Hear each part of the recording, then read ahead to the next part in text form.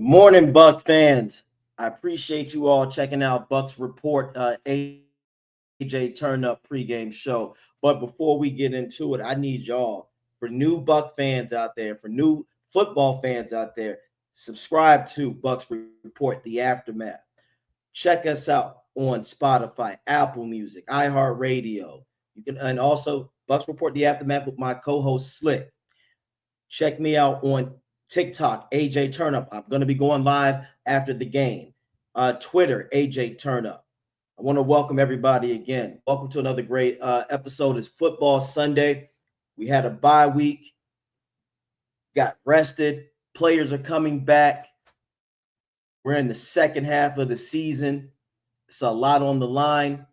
Expectations have been raised due to the fact that we didn't make any type of moves in the free agency trade deadline. So it's a lot to expect from this Tampa Bay team. By them not making any trades or going after certain players, Bowles, Light, Grizzard, the entire Buccaneers organization has basically told us that they have more than enough to be contenders. They're telling us we're getting closer to getting our pieces back. They're telling us, Bowles is telling us, he is going to make this defense top 10. Grizzard is telling us that this offense will be top 10 by the end of the season. Grizzard is telling us that he has finally found a way to get this offense going. Bowles is telling us that I am going to help get this Bucs team past a 1-and-out in the playoffs. He's telling us we're going to win this division, and it won't take him until week 17.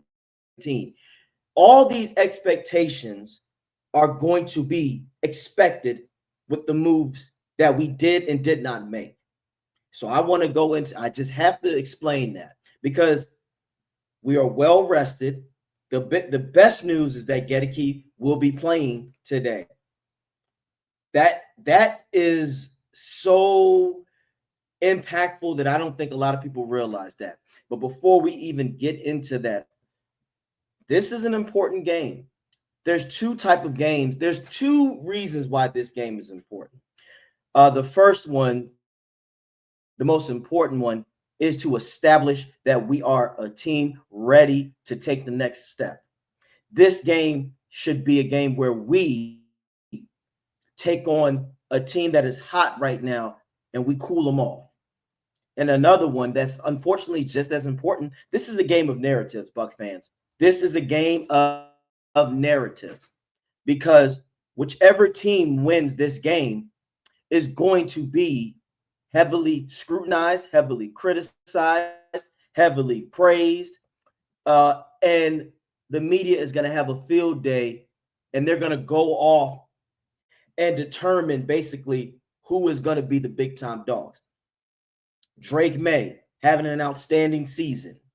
Mind you, so has Baker Mayfield. But the narratives are different.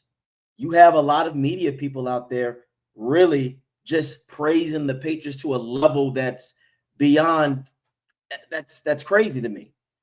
Meanwhile, Baker Mayfield, the Tampa Bay Buccaneers, if you know, we've gone through so much adversity with the offensive line shuffling, with the injuries to the wide receivers, with the injuries to the running back, with Bucky, with the injury of Canty, and yet the Bucs are still sitting atop at 6-2. That's why this is an important game for the Bucs to have. This is a game where they need to be dominant. This is not a game where you can win by 3. Will we take the win? Absolutely. But you want to establish dominance and change not only the narrative, not just in the eyes of the media, but in the eyes of yourselves. If you know that you are a good team, and you are a better team than who we are playing today in the Patriots, don't let this team hang around. The Patriots are a solid football team, but this is their biggest test by far of the season. The Bills are not what they were last year. A good win, but 23-20 shows me that that game could have gone either way. They are tested today against the Tampa Bay Buccaneers. The Tampa Bay Buccaneers can be that team to humble them. It should be this. The Bucs, you should be able, Bowles, Grizzard. The most important thing, you had 2 weeks. 2 weeks to prepare for this team. 2 weeks to watch film. 2 weeks to look at their scheme. 2 weeks to watch the personnel. 2 weeks to look at the signals that the players on the Patriots do. 2 weeks. No excuses. No excuses. And good morning, Bucs Rays Bolts. What keys Bucs wins today? So I'm going to get into all of that. The philosophy, no Evans or Godwin. I'm aware the Bucs have more than enough on offense. Carlton Davis. We'll get into that. But I want to just get this off my chest. This is a game that the Bucs cannot afford to lose. I know, yes, technically speaking, we can because it's an AFC conference type of loss. So it won't affect us as much as if we lose to like the Rams or somebody in the NFC. But again, this is a game of narrative. This is a game where you need to show that we are going to be dominant. You have people out there like Chris Sims spewing bullshit about what Drake May can do to this team. You have other people saying, well, the Patriots are the better team than the Bucs, despite the fact that the Patriots haven't really played anybody. And for people out there who say strength of schedule doesn't matter, now you're showing me that you don't know football. You're showing me that you don't understand how this works. Strength of schedule matters very much. Bowles is 1-5 after the bye week. Absolutely, this is where he has to change the habits. Now, so far, the Bucs have been changing bad habits this entire season. The Bucs were able to win in primetime games. The Bucs have won in the creamsicle twice. So we're breaking a lot of bad habits. We are. Now, the keys to the Bucs to win is simply aggression. That's it, ladies and gentlemen. I know you guys probably thought that I was going to give you something so much, so deep. No, it's basic aggression. This is a team where you do not. The Patriots is a team where they want to gut it out with you. They want to grind it out. Don't let that happen. You have more than enough. Let's start on the offensive side. The return of Gedeke, it will bring much balance to this offensive line. If you haven't noticed, for people out there who don't watch the Bucs, our first 5 weeks, our line was shuffled. Barton was playing left tackle. Bredesen was playing center. Tristan Wirfs didn't come back until the Eagles game. Then Cody Mott goes out for the rest of the year. We were switching right guard and right tackles all over the place. Now, with Gedeke back, the Buccaneers' offensive line is going to be 80% at full strength. With thus meaning, Grizzard, you got to come out swinging.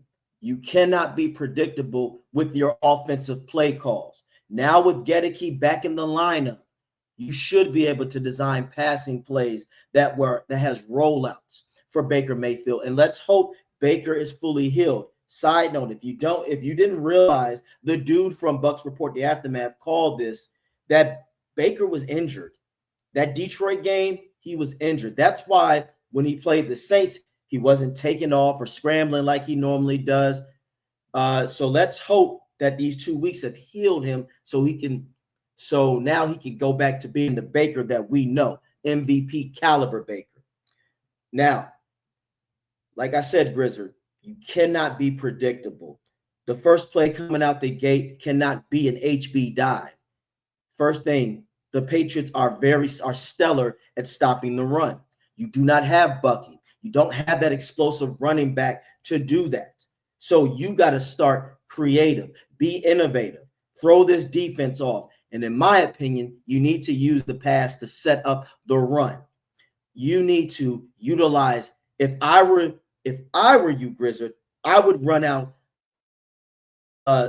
11 and 10 personnel. That's just my opinion. For people out there who are not familiar, for the 11 personnel, for the 11-man personnel, that is one running back, one tight end, and 3 wide receivers. For the 10-man, that's 4 wide receivers. It's a spread. This is why I say that. You have to take advantage of a questionable Patriots secondary. Gonzo, I'm very aware. Gonzo is a top-notch corner, but I have more faith in Emeka Egbuka. And speaking of that, Grizzard, you must utilize the wide receiver core. Play to their strengths, not just to the scheme. And take what this defense gives you. For instance, if they're going to play, if Gonzo's going to play 5 to 7 yards off of Emeka Egbuka and they're playing a zone type of coverage, then that means you need to run a hitch route to Emeka, or a comeback, or a curl. You need to utilize the route tree for Emeka, since he is going to be the number 1 receiver. He's going to be the X. You need to utilize him in many different routes, because Emeka has done very well in his route tree. A lot of his touchdowns are in the outside. So you use that to your advantage. You need to use him, like I said, for hitch routes, stutter and goes. You need to use him for slants. Use him for crossing routes. Move Emeka around. That is going to be key. When it comes to Tez Johnson, have him run up the seam or run a skinny post and a shout and maybe a crossing route as well. So your 2 crossing route receivers in this game should be between Tez Johnson and Sterling Shepard, because Sterling Shepard is going to be the 3rd down key guy most likely. And then let's use our tight ends. I need to see Cade Otton out there. Have him run up the seam, because I can guarantee you this, that this defense is going to try to blitz up the middle. They're going to try to go up through the interior, because they're going to think that that's the Bucs' weakness. And that is the Bucs' weakness at this point. With that being said, Grizzard, you've got to be smart on this.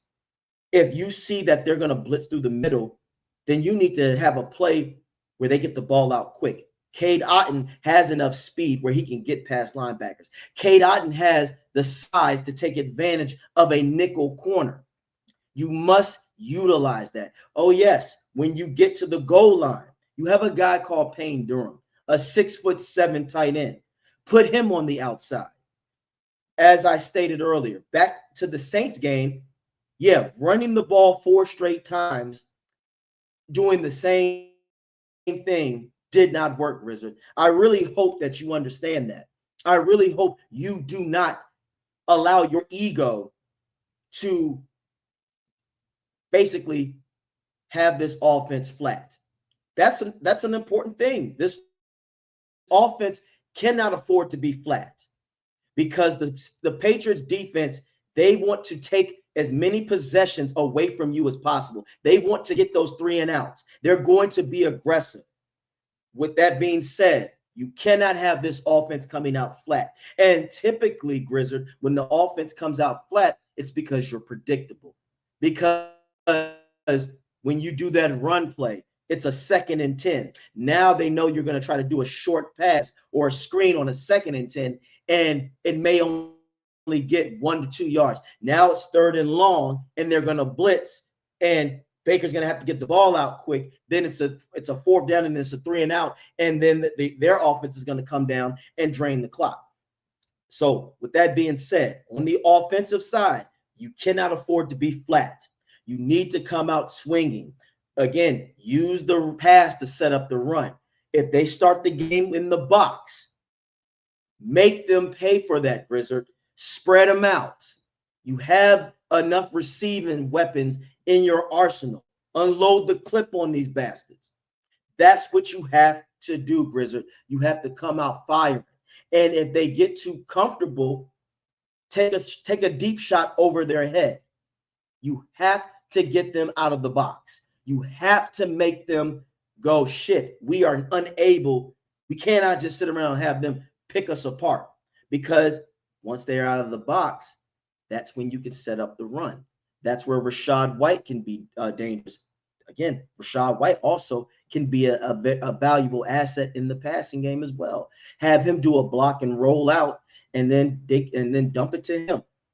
Get Sean Tucker going, run the ball. And if you give Sean Tucker the opportunity, have him run to the outside. We are very aware. We know Sean Tucker has great speed burst. He doesn't need to be running through the A gap or the B gap.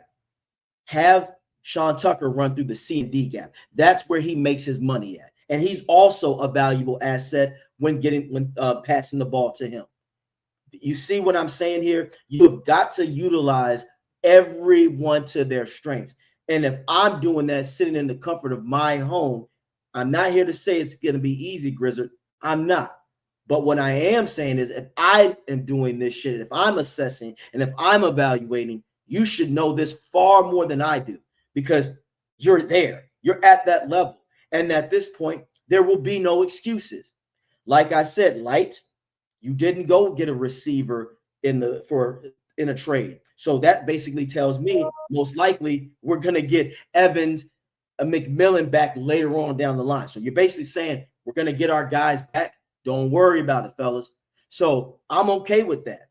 If that's the case, cool. But Grizzard, you cannot, again, allow this team to come out flat on offense. No excuses. Take your shots. Take your shots.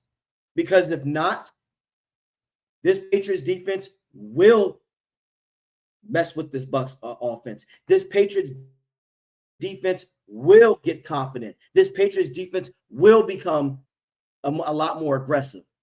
So put it this way, Grizzard, you're going to face a Patriots defense that's going to have the mentality like the Detroit Lions that come at you if they smell blood in the water. You want to get up early. Your first two possessions, Grizzard, you should be thinking about 7. Now, I know people will say you're supposed to think 7 every drive, but I'm being realistic here. You want to get up on this team early, and you have the offensive weapons to make it happen. Explore your depth chart. Confuse them. Bring out three tight ends if you're going to run a spread. Really fuck with their head like that. Have Devin Cope out there. Have Otten out there. Have Payne Durham out there. Put Devin Cope at the slot and see what happens, because he's a big guy and he's still quick enough. Now they would have to put maybe a nickel on him, or if they put a DB on him, he has the size to take advantage. This is what I'm saying. All the things that I'm thinking about right now, Grizzard, you should be having these innovative thoughts. I want to see you run the mesh. I want to see trips. I want to see crossing routes. I want to see creativity. Creativity for this offense, Grizzard, means that this team will be productive. If the Bucs can get up 14-0, I'd say by the end of the first or early second, we got this. Because now we're going to flip over to the defensive side. Defensively, Bulls, the same thing applies to you. Aggression, pressure. There's no need to try to play chess and fill this offense out. This is an okay offense. Stephon Diggs is a good receiver, but he ain't what he was 5 years ago. He's just not. So don't take it easy on him. Do not play a safe cushion coverage, because Drake May will make you pay. If you watched the Falcons game last week, they were getting there with a lot of stunts. You don't necessarily have to bring a lot of bodies. And if you do, you know what you got to do. You have to play that man coverage. Like I said, Stephon Diggs is a talent, but he is not what he was. So be aggressive. You have all of your secondary healthy for the most part. You have Morrison. You have Dean. You have Zion McCullum. You have Jacob Parrish. It's time to get creative, Bose. You got to be, I'd say, play man early. Stevenson, their running back, is out. So they're not going to have a run game. Get them to be one-dimensional early. Now, Bowles, you should understand they're going to play the short passing game on you. Take that away from them early. Like I said, this is a team that wants to grind it out. Don't allow them to grind the clock out on you. Get the 3 and outs, Bowles. Stop letting them try to march down the field, and then you tighten up, but they're going to get 3 points out of it. Don't get them a 3 and out ASAP. You want the Tampa Bay Buccaneers offense out there on the field far more than your defense. You want this defense to come in here and switch up the blitzing scheme. How about this? Have Tyke Smith, because he's an undervalued player on this team, have him blitz. Make it look like that, or be sneaky about it.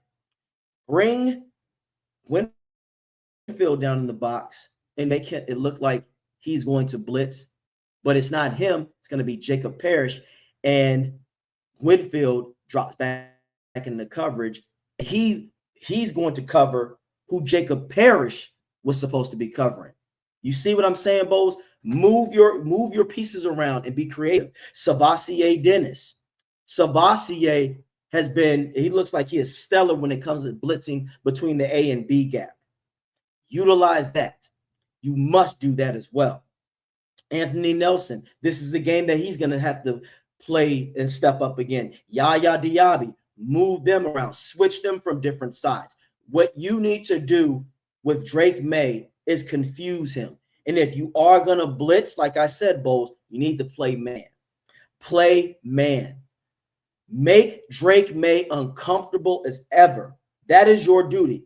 But you cannot allow him, Bowles, to dink and dunk his way down, because what's that going to do? That's going to establish confidence in this offense. That's going to allow them to say, okay, we can hang in there with these guys. They're not doing so much. What you need to do is choke the life out of May. Make him frustrated. Like I stated earlier, if the offense comes out and do their job and they get up 14-0 early, I don't think Drake May has the capabilities of winning in a shootout against us, especially with our defense. Like I've already said this before. I'm not worried about the run game, but you can load the box. Load the box, Bowles. Don't play a lot of cover 3 today. I play cover 2. Shit, play cover 1 if you need to. Make Drake May beat you with his arm, throwing it over your head. Don't allow him to short dink and dunk his way down there. That's not, again, we don't want to be in a shootout, not a shootout. We don't want to be in a grind with this team. That's where Mike Vrabel comes in. He's an excellent coach when it comes to that. So put them away early. You put them away early. You get a nice 2-possession lead early. It changes their game, because again, they know they're not good at running. They weren't even good at running like that with Stevenson. Were they serviceable? Yes, but good? No. And now that Stevenson is out, you take full advantage. This is an important game, Bowles. This is a game where you need to be dominant. You need to beat this team by 14 points at least. You have to. You've had 2 weeks. You are well rested, Bucs. There is no excuse to come out flat on both sides of the ball. It's no excuse. Like I said, my expectations have been higher. You didn't go get a linebacker, which I wanted you to. You didn't get an edge rusher like I wanted you to. So you're telling me, and you're telling the Buck fans out there, that we have more than enough on this team to be dangerous. And we do. We really do. But it's going to be up to you, Bowles and Grizzard, on how you handle it. Patriots are a good team. The Patriots are a good team. They are.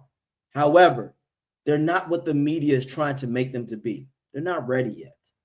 Because that's the same Patriots team that lost to the Raiders. And I don't give a shit that it was early. They're only looking good now. And again, put it this way. The Patriots, New England, that's a high market team. So either way, if you barely beat them, Bowles and Bucs, the narrative is going to be more what's wrong with the Patriots rather than look at what the Bucs did. You can't win this game by 3 or 4 points because it'll be nice, but you already know the narrative will be, well, what about, well, they only did that because the Patriots don't have enough on offense yet, or they're deep. It's going to be an excuse for the Patriots. This is a game where this is a statement win, Bucs. This is a game where you put belt to ass. You put belt to ass. Because once you put belt to ass to the team, let's say, and I'm speaking this in existence, you beat this team by 17 plus points. There's no excuse after that. They'll try to make an excuse, but it'll fall on deaf ears because you know why? We're going to say, you know what? Nah, the team wasn't ready yet.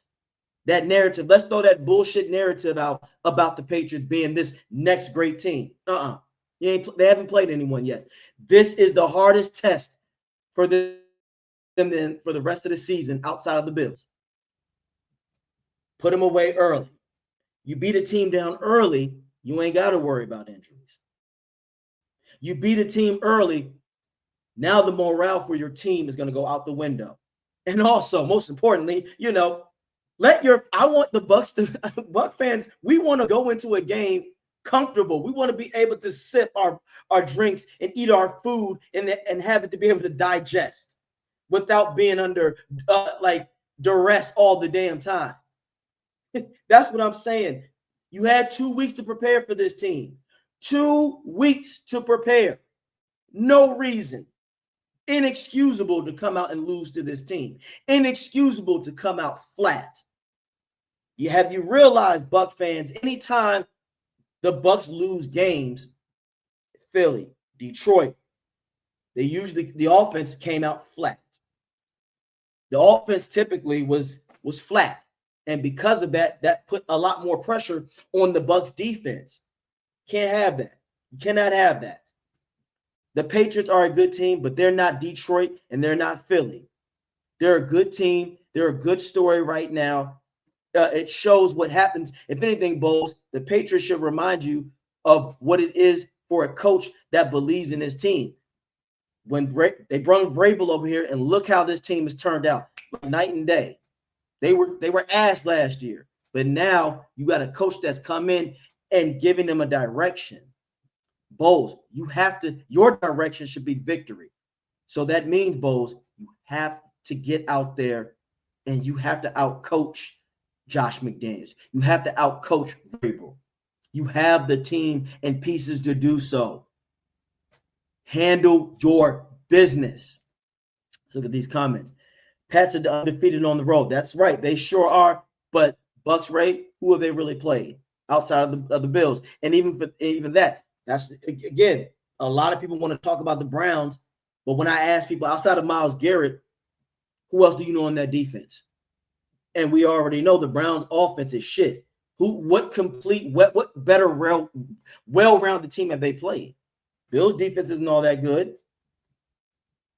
Emeka is the key to the Bucs win. I think so. I think he can be 100% because if Emeka is getting effective early, they're going to have to double cover him. And if they double cover him and they bracket him, now that's going to leave somebody open.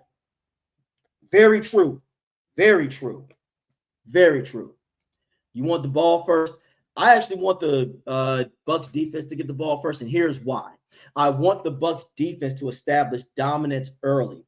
That's the thing. Do not allow them to tire you out and bring you and have them march down the field and get 3 points. You get a 3 and out right there. That swings the momentum to the Bucs offense because now the Bucs offense can be very aggressive. And again, if the Bucs offense goes out there and they put up 7 points early, that is also going to bring more momentum to the Bucs defense because they're like, shit, we already shut them out a 3 and out the first series. Let's do it again. And now let's get an interception. Now, here are my guesses for the game. I do think that the Bucs will win this game. I do see that I do have a feeling that Bowles is going to come out on fire in all cylinders. I do have a feeling Grizzard is going to utilize his receivers in the playbook like I stated. So I'm estimating that Drake May will throw at least one interception. The Bucs will get to Drake May and sack him at least 4 times.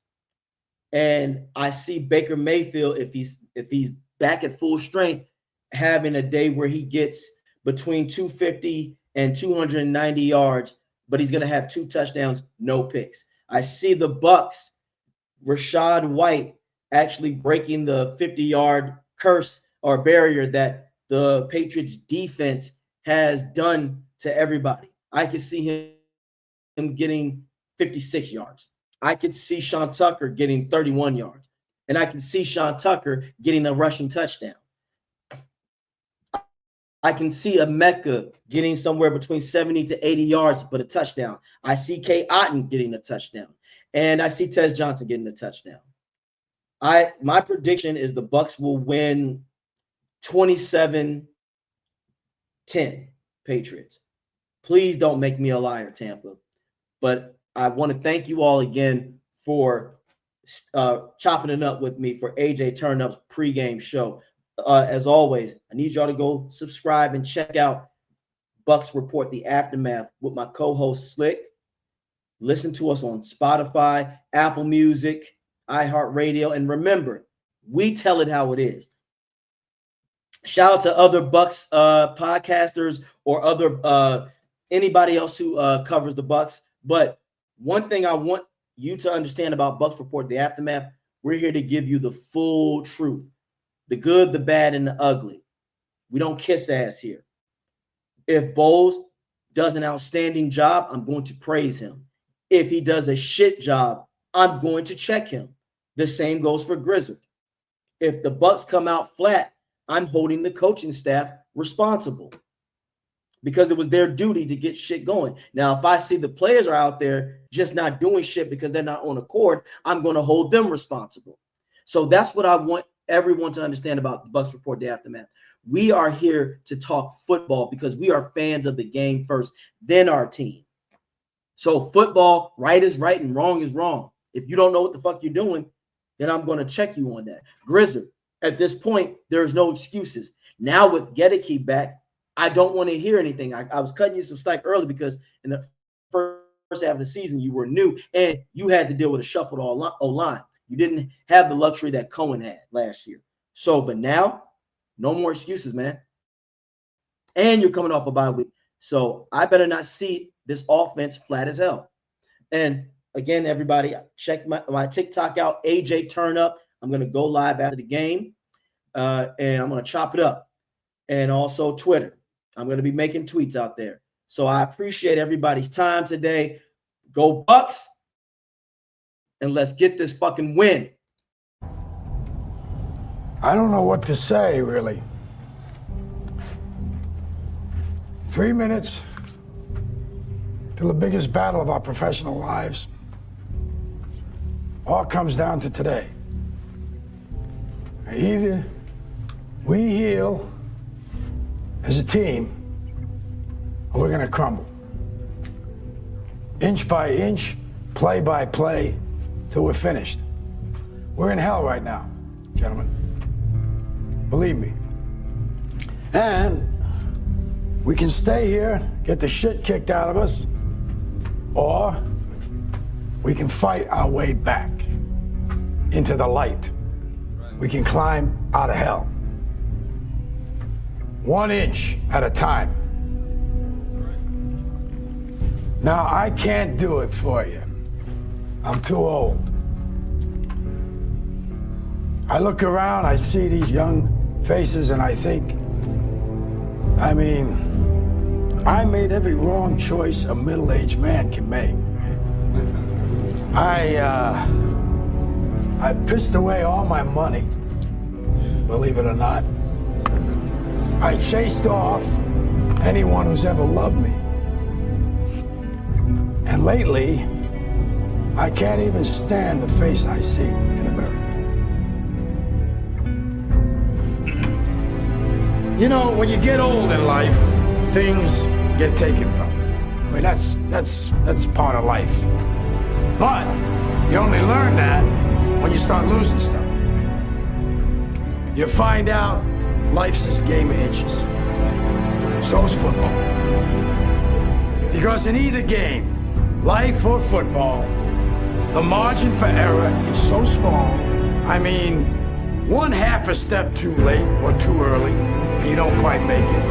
1/2 second too slow, too fast, you don't quite catch it. The inches we need are everywhere around us.